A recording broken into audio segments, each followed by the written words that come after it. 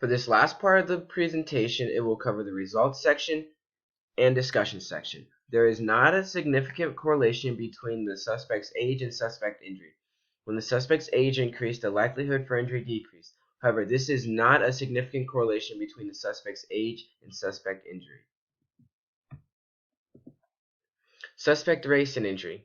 White suspects, 32.9% were not injured, 67.1% were injured. Non-white, 39.4% not injured, 60.6% injured. There is not a significant relationship between a suspect's race and suspect's injury when interacting with a police officer. Suspect sex and injury.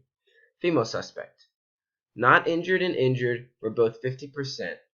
Male suspect, 34.5% were not injured, 65.5% were injured. There's a significant relationship between a suspect's sex and suspect injury. It appears that a male suspect is more likely to be injured by police than by a female. Suspect resistance and injury. Less than physical force, 39.9% were not injured, 60.1% were. Physical force or use threatened to use a weapon. 35% not injured, 65% injured. There is not a significant relationship between a suspect's resistance and a suspect's injury.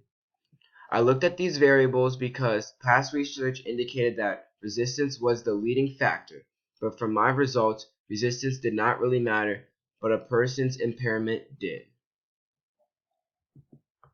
Impairment by alcohol, drugs, mental illness, and injury. Not impaired.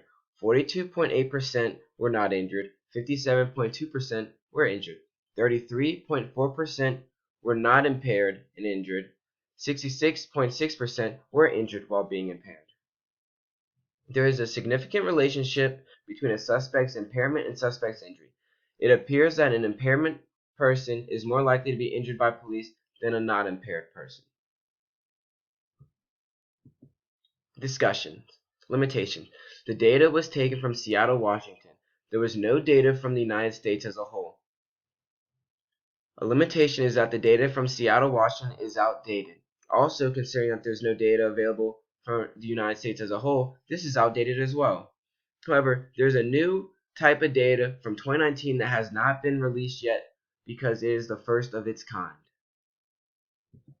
Discussion. Implications. Real-world implications can be that police can hold community outreach programs for the community to better understand the definition of use of force, how it is applied, and any misconceptions anyone may have to limit future injury. Law enforcement training and in-training should focus on the defensive tactics needed for when a violent assault happens. However, it should also balance that with everyday verbal skills. Law enforcement need to learn a tactic to train their officers to deal with violence without them treating members of the community with unnecessary force or suspicion.